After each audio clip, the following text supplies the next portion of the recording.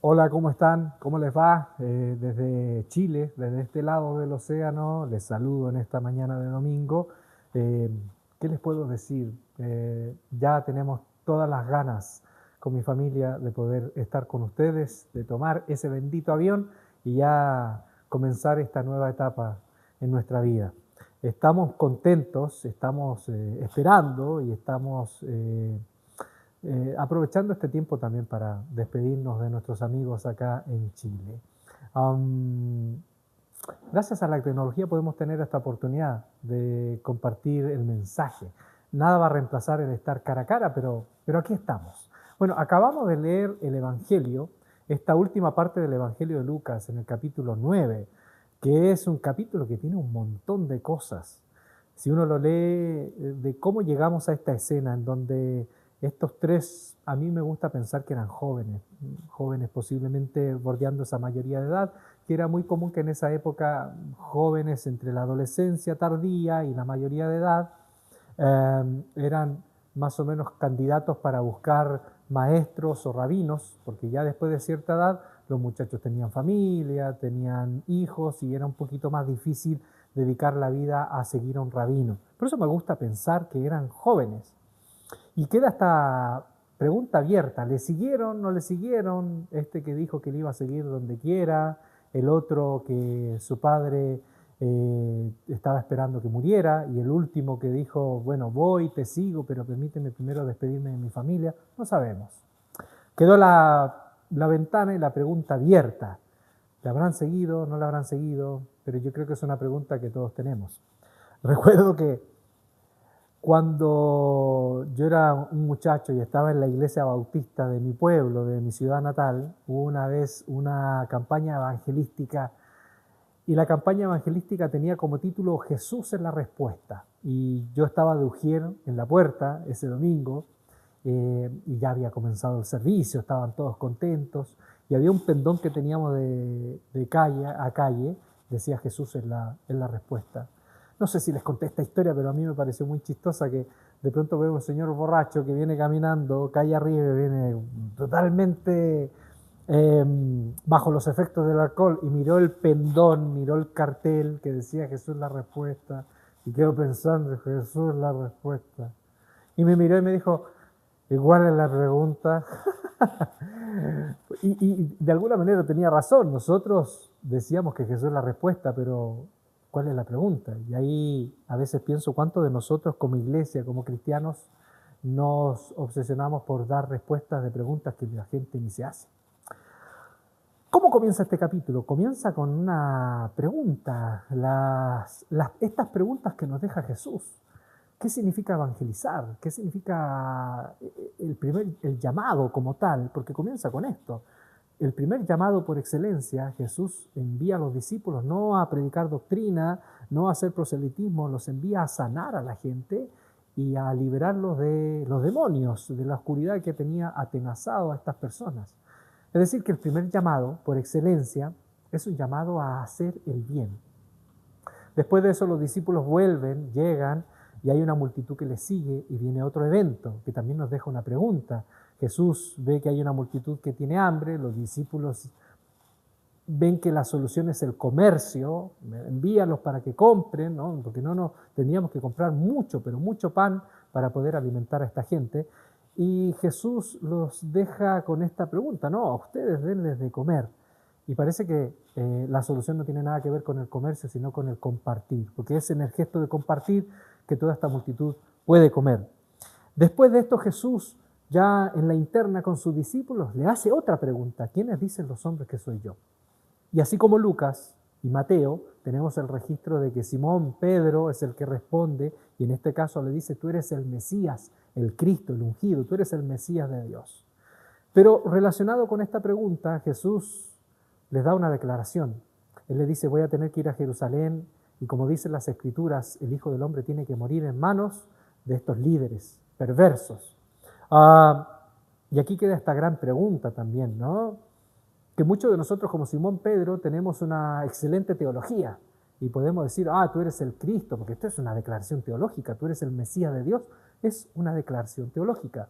Pero el problema de los discípulos no era teológico, era del acto, de la práctica de tomar la cruz, porque Jesús después les dice, si quieren seguirme, esto no tiene que ver con la ortodoxia, con cuán buena doctrina tiene, sino tiene que ver con tomar la cruz. ¿Y qué es la cruz? La cruz para mí tiene que ver con dos movimientos básicos, es obediencia al Padre hasta las últimas consecuencias, ¿no? El madero vertical y el madero horizontal que nos habla de amor al prójimo hasta las últimas consecuencias.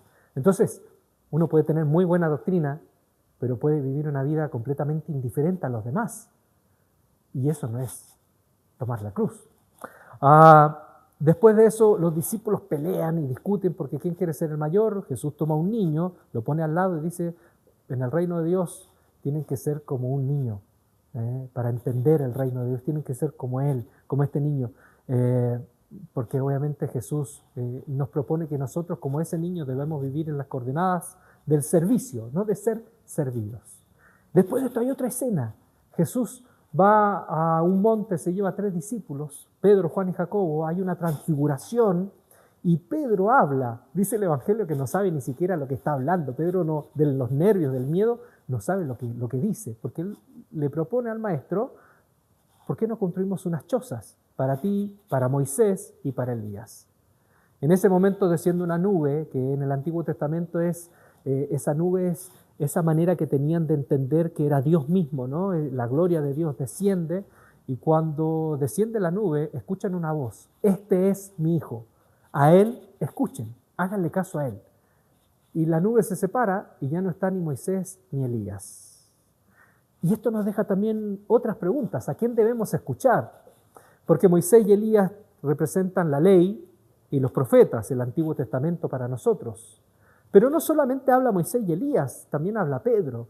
Es decir, que aquí nos deja un desafío, que ya no es el Antiguo Testamento. No quiero decir, y ustedes entienden bien que cuando digo que el Antiguo Testamento obviamente es palabra de Dios, pero es una palabra de Dios en progreso, porque la palabra de Dios definitiva y encarnada es Cristo.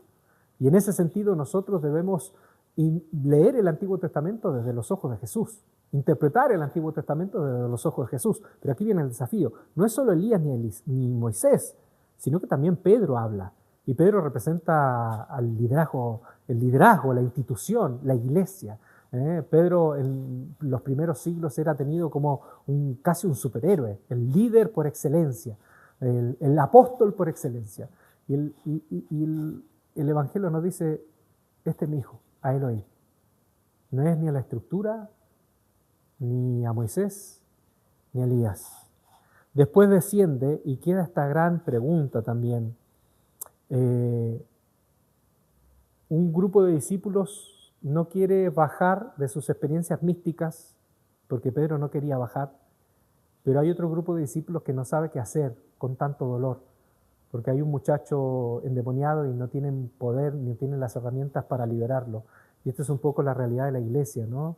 Que mientras un grupo tiene experiencias a puertas adentro, desconectado del mundo, hay otra iglesia que está sufriendo porque no sabe qué hacer con tanto dolor que le rodea.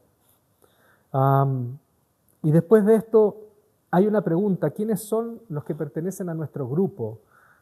Porque hay un grupo de exorcistas y los discípulos le dicen a Jesús, oye, estos no son de nuestro grupo, no son del grupo VIP, no son los elegidos, estos están fuera, no son de nuestro clan, de nuestra tribu. ¿Por qué no se lo impides? Y Jesús dice, no, déjenlos, si lo están haciendo en mi nombre, está bien. Van en dirección a Samaria, porque Jesús va en dirección a Jerusalén, vienen descendiendo desde Galilea, tienen que pasar por Samaria, y hay un evento con los samaritanos, con la aldea de samaritanos, que no los dejan pasar. Y Juan y Jacobo, los hijos del trueno, y ahí entendemos por qué les llama hijos del trueno, le dicen a Jesús, oye, Señor, ¿por qué no oras para que así como en tiempos de Elías descienda fuego sobre ellos? Y ahí el Señor los reprende. Y en el griego de Lucas utiliza reprensión como cuando Jesús reprendía a los demonios. Estaban medio endemoniados estos, ¿no? Y les dice, ustedes no saben de qué espíritu son, porque el Hijo del Hombre no viene a perder, sino a salvar vidas. Y después de todo eso, viene este encuentro con estos 3 postulantes. Con esto recuerdo las palabras de un teólogo alemán, Dietrich Bonhoeffer, que él en uno de sus libros dice que la gracia, si bien es gratis, no es barata. La gracia, si bien es gratis, no es barata. La buena noticia de Jesús es una noticia que en muchos sentidos nos interpela y nos puede incomodar. Incluso para algunos puede ser una mala noticia. Entonces, en este preámbulo, para que lleguemos a estos tres jóvenes o estas tres personas, les dejo esta pregunta. En tu vida, en nuestra vida, ¿la gracia es gratis o es barata? Jesús fue en muchos sentidos desconcertante. Me imagino que no debe haber sido fácil para este grupo de discípulos entenderle. Y creo que para nosotros, para muchos de nosotros es muy difícil. Si queremos tomar realmente en serio a Jesús, no es fácil. ¿Cómo podemos entender esta invitación? El Hijo del Hombre no tiene dónde recostar la cabeza. Hay que entender, y les quiero proponer esto, que Jesús, como buen rabino, muchas de sus enseñanzas están con esta imagen literaria que es la hipérbole, exagerar una idea para que uno entienda algo, ¿no? De hecho, literalmente en los evangelios, cuando Jesús hace esa invitación de que el que me sigue tiene que odiar padre y madre, literalmente en el evangelio, en el griego, dice odiar, pero uno no debe entenderlo literal, es una hipérbole. O cuando Jesús dice, si tu mano te es ocasión de pecar, córtala, si tu ojo te da ocasión de pecar, sácatelo. Nadie lo tomaría literal, es una hipérbole. Que el Hijo del Hombre no tenga dónde recostar la cabeza, no es una romantización de la pobreza. Tiene que ver más que nada con la disponibilidad, con estar sin el peso que me obstaculice al seguir a Jesús, al responder a su llamada. Estar disponible, sin carga, sin peso, sin sobrecarga, ¿no? Porque aquí viene la imagen del camello que no puede entrar por el ojo de una aguja, ¿no? Cuando estamos sobrecargados de cosas que al final se nos hace imposible, muy difícil acudir a la llamada del Maestro.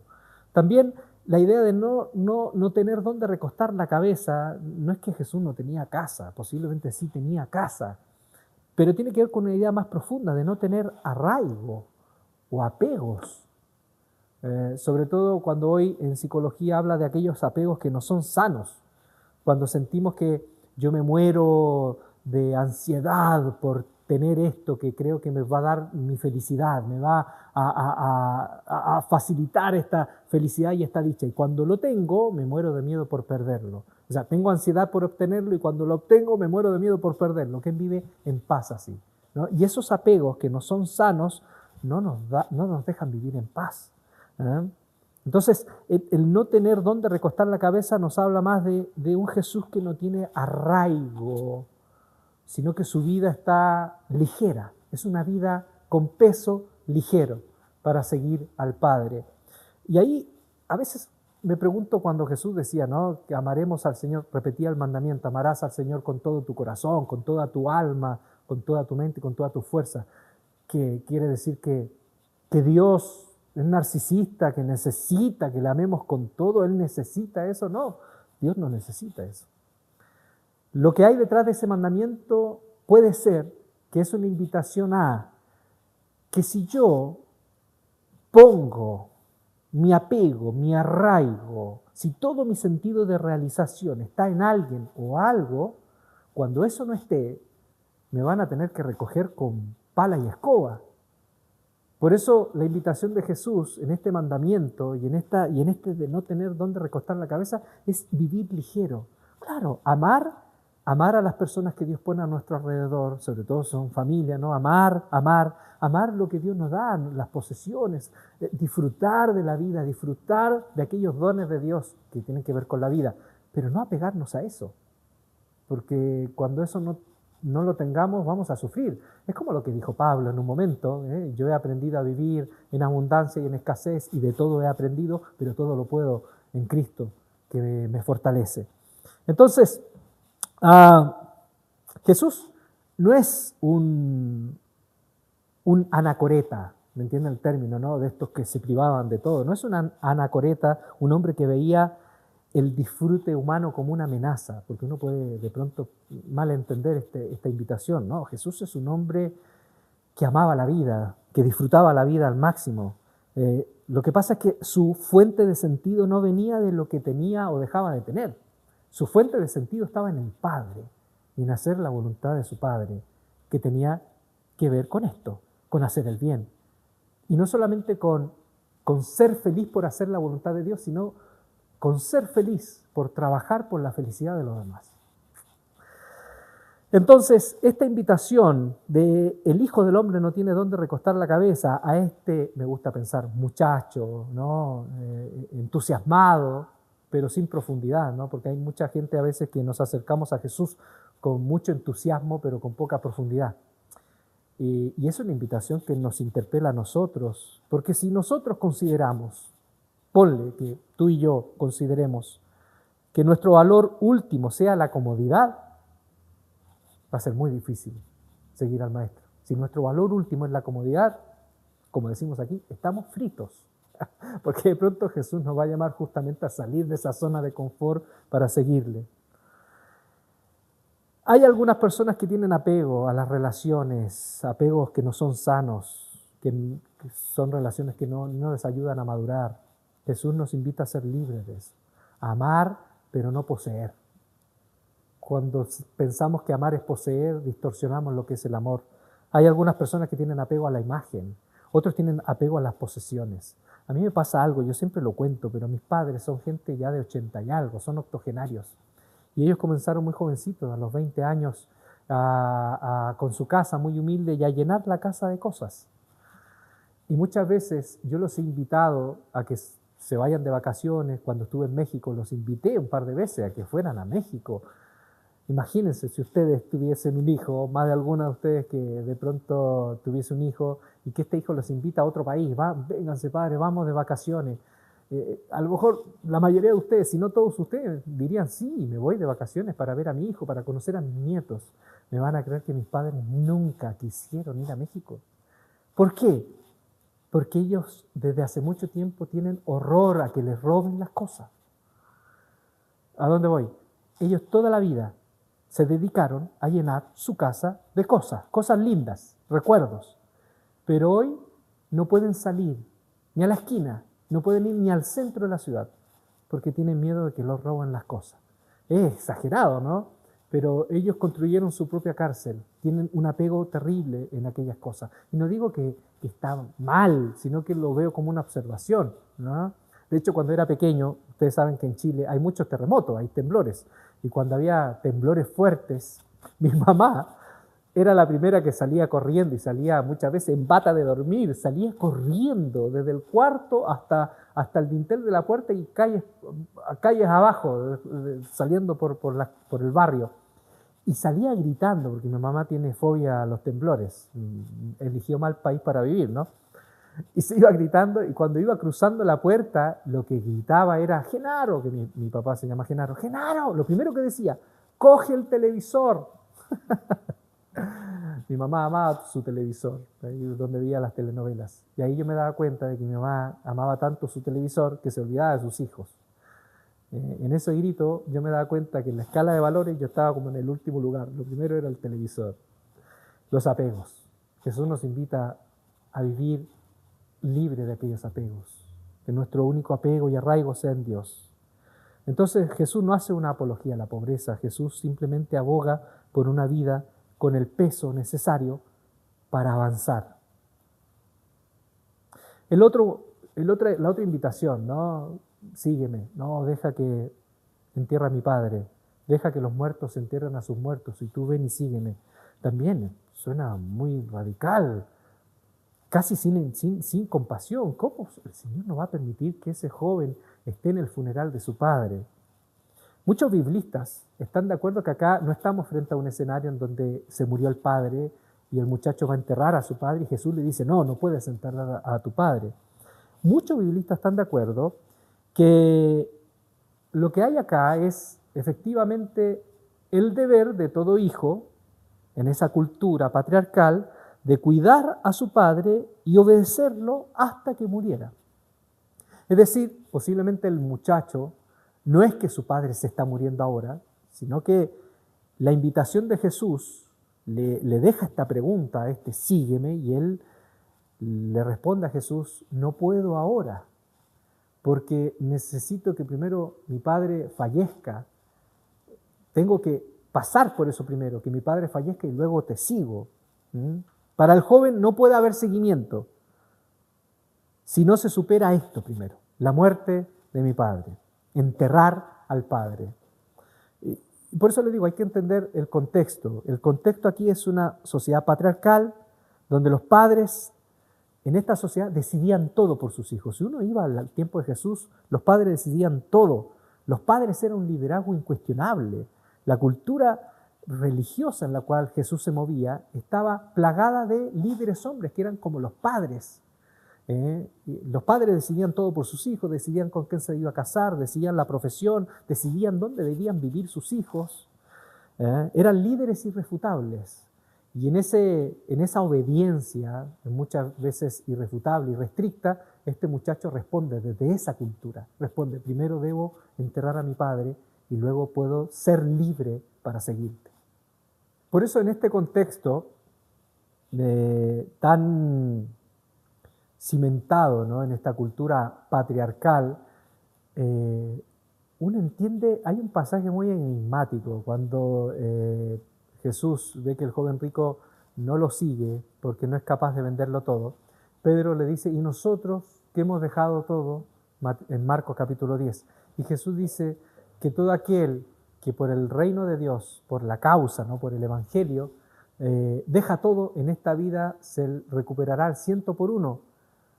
Dice, y la vida eterna también. Y aquí él dice, porque todo aquel que por mí deja padre, madre, hermanos, hermanas, esposa, tierras, dice, recuperará, y aquí cuando dice lo que recupera, dice, recupera madre, hermanos, hermanas, posesiones, etc. Lo curioso es que cuando Jesús hace la lista de lo que por el reino de Dios uno deja, y después lo que recupera, hay algo que nunca se recupera, que es el Padre. Lo pueden corroborar después en su casa, Marcos capítulo 10. El Padre no se recupera. Y esto va de la mano un poco también con Mateo 23, cuando Jesús dice, no le llamen Padre a ninguno de ustedes. No está diciendo que uno por cariño no le pueda decir Padre a un maestro, a un mentor, ¿no? Tú eres como mi Padre.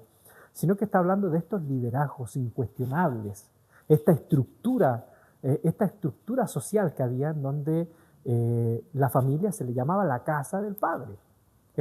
Esta suerte de liderazgos incuestionables e irrefutables. En la comunidad del Mesías no hay un liderazgo incuestionable, irrefutable. Ya no hay padres, porque el único padre es Dios. Todos los demás somos hermanos.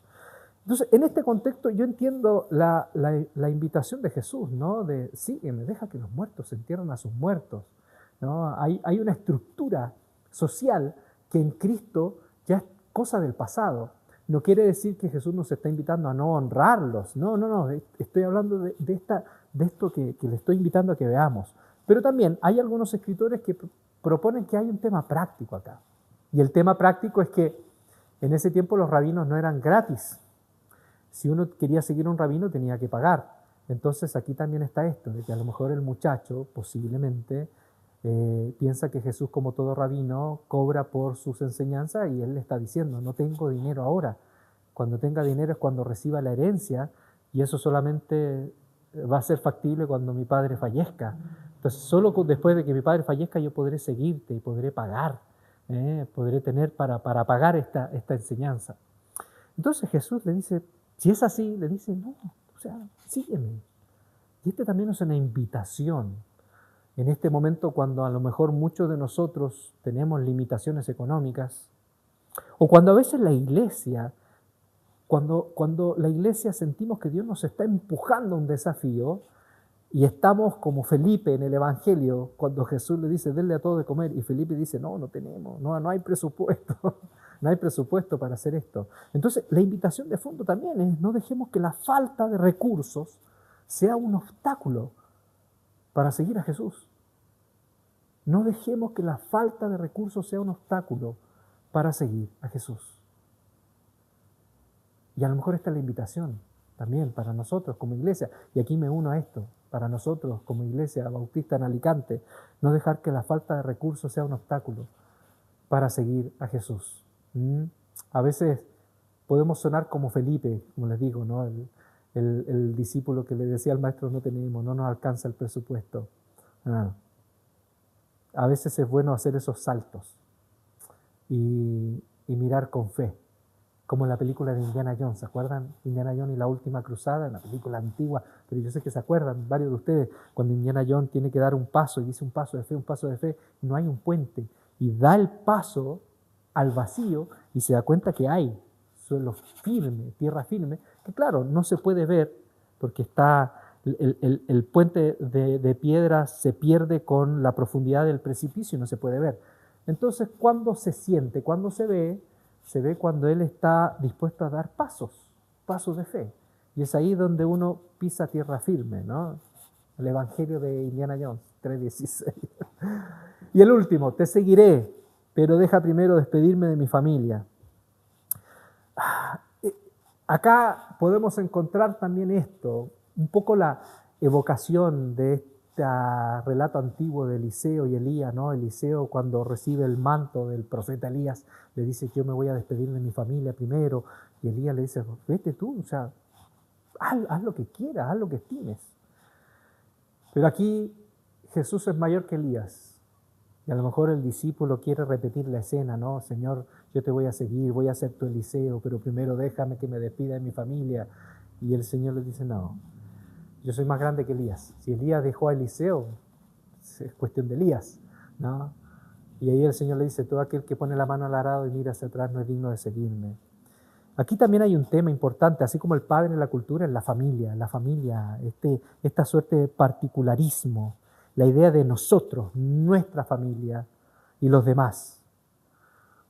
Jesús expande la idea de familia. ¿Quiénes son mi padre, mis hermanos, mis hermanas?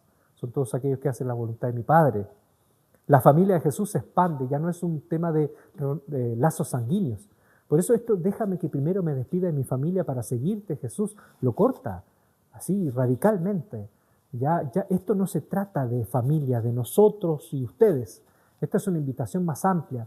Si quieres seguirme, tu familia es el mundo, tu familia es el pueblo de Dios, tu familia ya no es tu familia, no es solo tu vínculo. Y aquí yo pienso, porque en el ejercicio pastoral me ha tocado que muchas veces en las comunidades hay familias que en vez de ayudar entorpecen, sobre todo a muchachos, a gente más joven, qué sé yo. Hay familias que sus vínculos no ayudan. Y también es un mensaje que nos deja este capítulo, cuando los vínculos familiares no ayudan a que nosotros seamos libres para seguir al Maestro. Hay modelos de familia, y dentro de todos los modelos hay dos modelos que a mí siempre me han preocupado. El modelo de familia clanada, cuando el individuo pierde identidad, porque se exagera la idea de que vamos todos a un lado o no va nadie. Este es el modelo de familia clanada. Afuera, casi siempre en estos modelos, afuera están los malos, ¿no? Y dentro estamos los buenos. Y estas son muchas veces las familias que en las iglesias pasa algo con uno y se ofenden todos y todos se van. Otro modelo que veo es modelos de familias autoritarias, donde las interacciones dentro son rígidas y hay mucho control, hay poca reflexión. Entonces todo es exigencia a atenerse a lo que dice la familia. O sea, hay familias, hay contextos familiares que no ayudan para uno tener la libertad de vivir la vida que Dios quiere. Y eso también es un desafío que tenemos. Quiero terminar con esto. Lo último que yo veo acá es este gesto, ¿no? Señor, te sigo, pero yo pongo las condiciones. Deja primero que vaya y me despida de la familia. Y esto es contradictorio, o es un oximorrón. O sea, te digo Señor, pero por otro lado yo pongo las condiciones. ¿Cómo es eso? ¿O es Señor o no es Señor? Por eso les digo, es difícil tomarse en serio a Jesús. Jesús es una gran pregunta. No es solo la respuesta, es una gran pregunta. Una gran pregunta a todos estos filtros que muchas veces nos impiden ser lo suficientemente libres para tomarle en serio y para seguirle. Por eso la invitación es sígueme. Por eso que este mensaje se llama sígueme, porque no es fácil seguirle. Este último muchacho le dice, Señor, te sigo, tú eres mi Señor, pero yo pongo las condiciones. Y esto me hace recordar cuando yo era un joven pastor de jóvenes, recién iniciando mi pastorado, y con un grupo de muchachos, que eran como 15 muchachos de esta iglesia bautista, fuimos a la precordillera, acá en Santiago de Chile, un cerro que le llamaban el Cerro Provincia, pero no es un cerro, es casi la precordillera. Y a mí no me avisaron, porque yo no soy de Santiago, soy de la costa. Y cuando comenzamos ese viaje un domingo a 5 de la tarde, nadie me avisó que esto eran casi 3.000 metros de altura que teníamos que subir y que querían subir los muchachos, porque fue idea de ellos. Llegamos a las 9 de la noche al primer campamento, de las 5 de la tarde hasta las 9 de la noche, cansado, muerto. Yo estaba muerto, yo no quería seguir. Y después de eso, los chicos estos se levantaron a las 7 de la mañana para llegar a la cima. Y llegamos como a la 1 de la tarde a la cima. ¿Me van a creer lo que es eso? Porque son 3.000 metros de altura. Yo recuerdo que en ese momento estaba tan cansado, deshidratado, con calambres. Estábamos a unos 500, 800 metros antes de la cima. Yo iba con calambre en todo el cuerpo. Y yo me siento y le digo, muchachos, yo ya no puedo más. No puedo más. Hasta acá llegué. Y nos quedamos sentados. Nos habíamos acabado las Coca-Cola, porque mire, imagínense, éramos inexpertos, llevamos Coca-Cola para beber, gaseosa para beber en esta subida a la montaña, eso no se hace. Llevamos papas fritas, llevamos porquerías para comer, éramos todos muchachos. Y de pronto veo que viene ascendiendo un excursionista de estos que hacen trekking y venía caminando con una naturalidad. Y yo dije, Dios mío, este no es humano. Además que era un muchacho rubio, cabello largo. Y dije, no, es un elfo, un ángel. ¿Qué es? Se nos apareció aquí en medio de la montaña. Y era un instructor de andinismo, hacía trekking, pero muy suelto caminando. Y se para y nos mira y nos dice, ¿cómo están? ¿Van bien? Y nosotros acalambrados, casi muriéndonos. Y nos dijo, ¿qué traen de comer? ¿Se le acabó la comida? Sí, y mostramos lo que traíamos de comer. Papas fritas, maní, otras cosas que no se pueden. Y él nos regañó y dijo, no pueden traer esto. Para subir la montaña tienen que comer otras cosas. Y nos mostró unas barritas, plátanos del potasio, ¿no? ¿Qué traen para beber? Gaseosa sacamos, envase de gaseosa. Dijo, no pueden beber esto. Ustedes tienen que beber otro tipo de bebidas, ¿no? Con todos los nutrientes para uno no deshidratarse. Y después nos dijo, ¿qué traen de calzado? Y le mostramos los calzados y unas tenis, unas zapatillas, tenis lisas. Y él nos dijo, no pueden seguir. Los últimos 200 metros hay gravilla, hay terreno suelto. Los últimos 500 metros, el estilo de calzado, el tipo de calzado va a diferenciar la muerte de la vida. Dijo, no pueden seguir, quédense acá, no pueden seguir. Y ahí me dijo una frase. Me dijo, hemos aprendido los que subimos montañas que para llegar a la cima es la montaña la que pone las condiciones, no tú ni yo. Si queremos llegar a la cima, es la montaña la que pone las condiciones, ni tú ni yo. Y en esa tarde, después de caminar casi 3.000 metros, desgastado, acalambrado, aprendí, primero, a que no vale la pena tanto esfuerzo si no vas a tocar la cima, ¿no? Qué lindo es tocar la cima. No lo pude tocar porque las condiciones las puse yo y no la montaña. Y ahí aprendí eso, que para llegar a la cima es la montaña la que pone las condiciones. Es lo mismo en el camino de Cristo. Muchas veces nosotros podemos ser cristianos que nos aprendemos la Biblia al revés y a derecho, pero no hemos internalizado nada el Evangelio. O por otro lado, podemos ser cristianos que saltamos muy alto en los cultos con fervor, pero el Evangelio no se trata de cuán alto saltamos, sino cuán derecho caminamos en la vida. Por eso no es fácil seguir a Jesús. Y por eso la llamada de este carpintero que nos llama desde el mar es una llamada eterna que nos dice, sígueme. Pero aquí está esta advertencia, esta letra chica, que Él pone las condiciones. Si queremos llegar a la cima, si queremos llegar al final, es Él el que pone las condiciones, no nosotros. Vamos a orar, ¿les parece? Yo les agradezco por esta atención que me han puesto, a pesar de estar a la distancia. Y les reitero, esperamos estar pronto con ustedes, ¿sí? Y si quieren subir cerros y montañas, por favor, no me inviten, porque con eso quedé traumado. Vamos al mar, pero a la montaña no vamos. Nada, es una broma. Bien, Señor, gracias. Gracias por esta oportunidad que nos das. Permítenos seguirte y tomarte en serio, que no es una empresa fácil. Ayúdanos a entender el Evangelio, no solo a haber leído la Biblia. Ayúdanos a internalizar tu mensaje y poder movernos a donde tú nos estás invitando. Te pedimos que nos libres de aquellos apegos y esos arraigos que nos inmovilizan. Que nos puedas también ayudar a entender que solo tú eres nuestro Padre y que ante la falta de recursos podamos entender que tú eres el que nos invita, y si tú invitas, Señor, tú vas a pagar, tú vas a solventar. Si tú invitas, tú siempre vas a cubrir todo para que nosotros podamos hacer tu voluntad. Y por último, Señor, te pedimos que nos des la valentía para dejar que tú pongas todas las condiciones y así podamos llegar a la meta. Gracias, Jesús. Gracias por tu palabra. Que el Señor te bendiga, que el Señor te guarde, que el Señor haga resplandecer su rostro sobre ti, que el Señor tenga de ti misericordia, alce sobre ti su rostro y te conceda la paz. En el nombre de Jesús. Amén y amén.